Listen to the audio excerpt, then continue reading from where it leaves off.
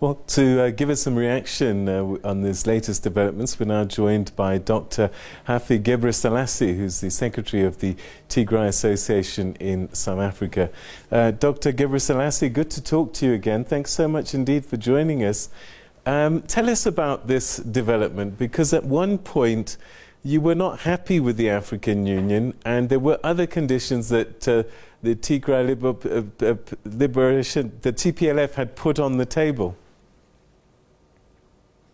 Thank you very much, Peter, for having me once again. Actually, the decision of the government, the decision of the Tigray government is not a new development, because it is the extension of the previous unilateral cessation of hostilities. But whatsoever, it clearly shows the willingness of the government of Tigray to solve the conflict through dialogue. All right, so you're saying that you have no preconditions whatsoever, that you are ready to sit down and talk?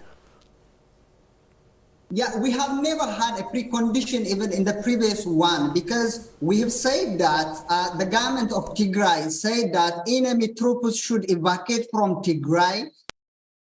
All forces of Ethiopia, Amhara, and the Eritrean occupation forces. And this is not a precondition. And the constitutional border of Tigray should be respected, and the status quo ante should be in place. And this is not also a precondition. Saying reinstalling or restoring the basic service such as banks, such as electricity, such as telecommunication, food, medicine, these are the responsibility of the federal government to provide to the people of Tigray. So these are not a precondition, and we have the government of Tigray has never put a precondition for the discussion, for the political dialogue.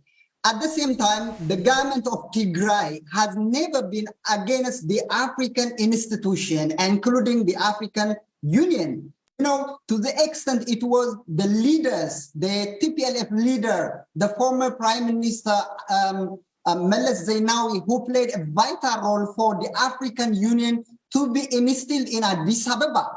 And besides that, we have to also know that Tigray is Africa and Tigrayans are Africans. The Adwa victory is an emblem of the Africa's freedom as a whole. But the reservation, if you may ask me, the reservation in the previous reservation came from, the first reservation was emanated from the failure of the chairperson of the African Union, His Excellency Musa Faki Mohammed, to denounce the Tigray genocide. The chairperson has never said anything about the Tigray genocide. He has never denounced it, the war, the war crime, the crime against humanity, and in general, the Tigray genocide. So this is the first reservation. And the second one is the capability of the special envoy, His Excellency Obasanjo, to understand the complexity of the Ethiopian politics and the conflict in particular. Because if you see, we have seen a loopholes from the report he provided to the African Peace and Security Council. That report doesn't seem that the report was from a mediator. It totally favors, it is partial and totally favors the federal government.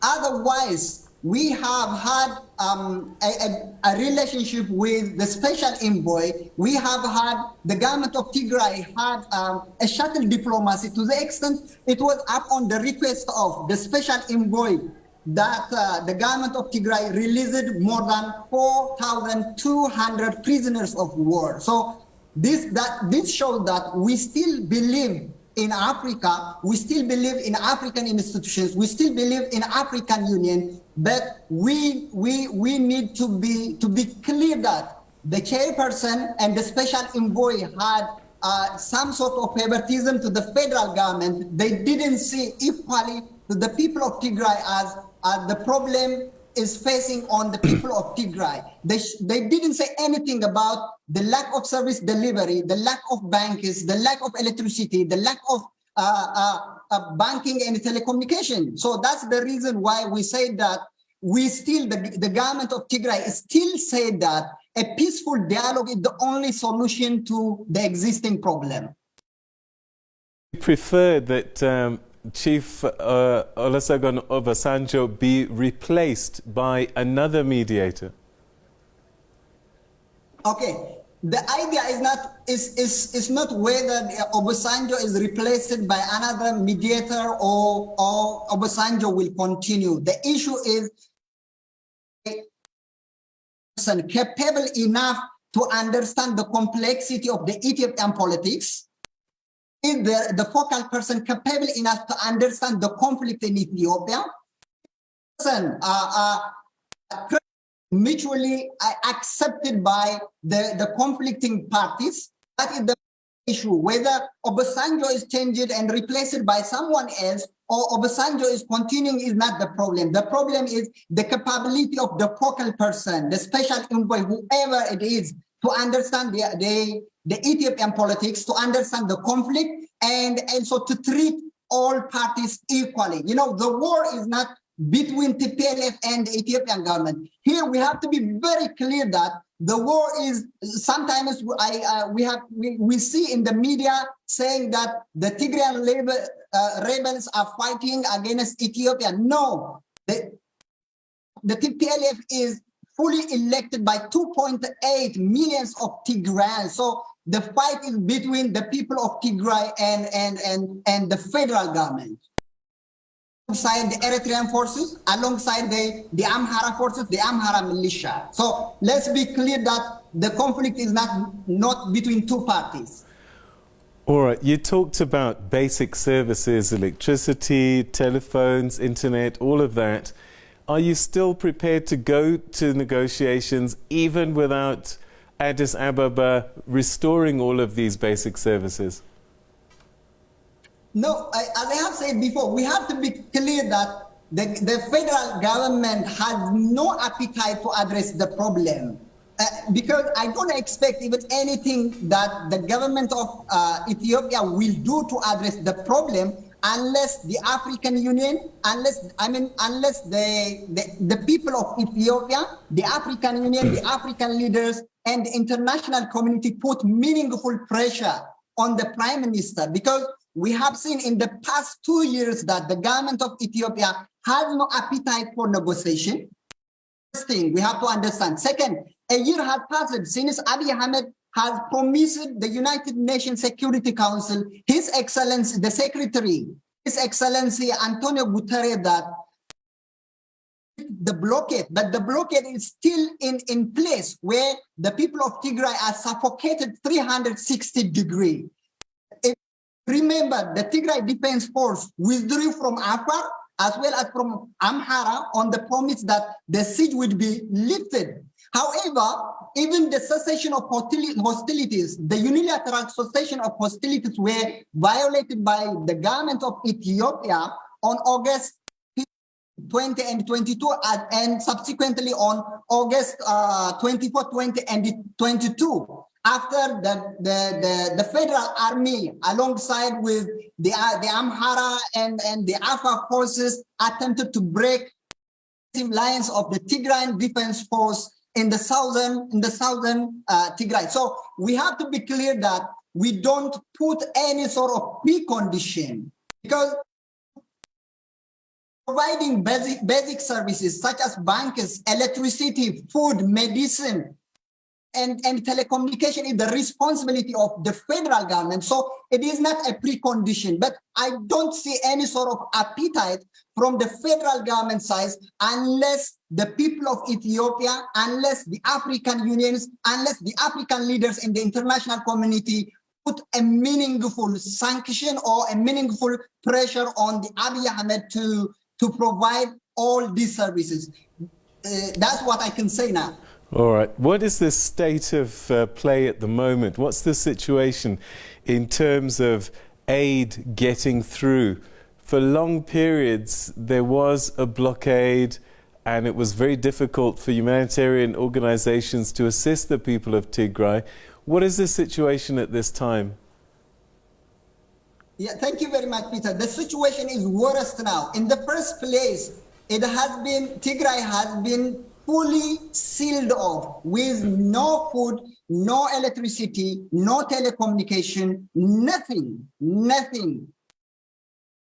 Even though the unilateral cessation of hostilities, that is the humanitarian truce, has helped the people of Tigray at least to get some sort of humanitarian aid, like humanitarian aid from June up to end of August. Now, because of the war, because Abiy has reignited the war alongside the Eritrean forces, alongside the Amhara forces, no aid, either inland or through flight, has been stepping into Tigray. So the situation currently is worse, where thousands of Tigrayans are dying because of lack of medicine, because of lack of food, because of lack of electricity, lack of banking. People couldn't use their own cash, their own saving for the last 21 months. They didn't get anything. So the situation currently is worse. There were accusations that you were taking your war beyond your borders into neighboring territories. What is the position now in terms of places like Amhara and the TPLF? Yeah, we have to be clear behind what is the reason that the Tigray Defense Force are going through the borders to Amhara and the Afar. We, the people of Tigray, or the Tigray Defense Force, have no business in Amhara boundaries, in Amhara territories, in Afar territories. The issue is people are sealed off. The people of Tigray, 6.8 million people of Tigray are sealed off. They are suffocated. So they need to get a way in order to break the siege, in order to break the blockade, unless otherwise. Even the government of Tigray clearly states that the Tigray Defense Force have no intention, have no interest in controlling the territories of Amhara, the territories of Afar. So enemy troops are evacuated from Tigray. I've said includes all forces of Ethiopia, Amhara, and Eritrean occupation forces from our territory, from the Tigray territory, which means once the constitutional border of Tigray is elected and the status quo ante is in place, the Tigray Defense Force have no intention to stay in Amharan territory or in Afar territory. Are you hopeful that a peaceful resolution can happen? And what would you be taking to the table? What do the Tigrayans want? Is it secession? Well, as I have said before, I don't expect the government of Ethiopia is ready for negotiation.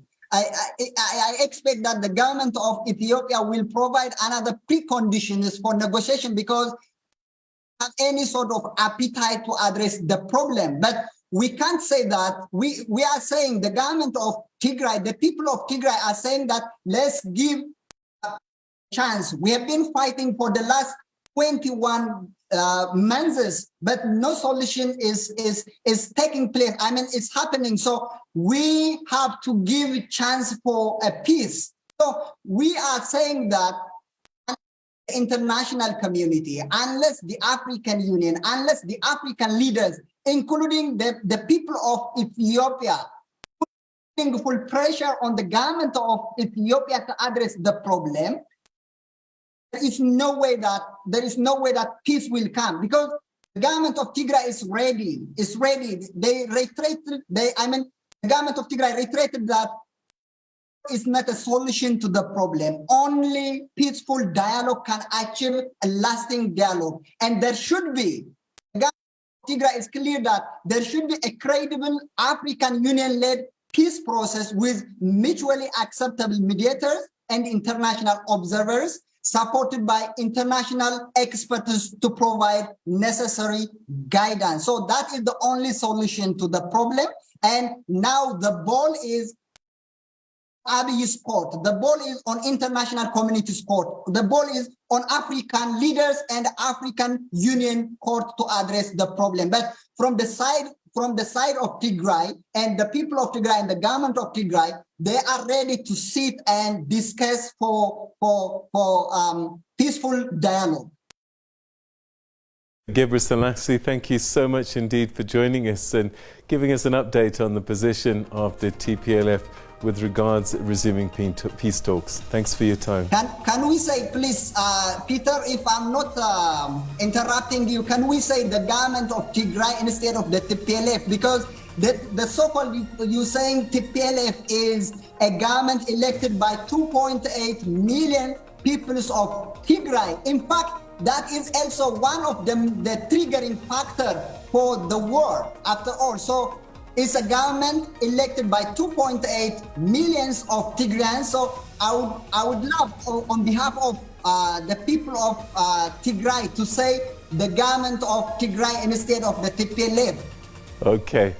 Thank you so much for bringing that up. And forever and a day, we will be saying the government and the people of Tigray. Thank you so much indeed for your time. Thank you very much, Peter, for having me. Thank you. For the chance. Thank you so much. All right, so there you have it. The government of Tigray and the Tigray people are ready to resume talks with the federal government of Ethiopia without preconditions to try and find a peaceful solution. But they're not optimistic that Addis Ababa is committed to that, even though Ethiopia says, the government of Ethiopia says that they are.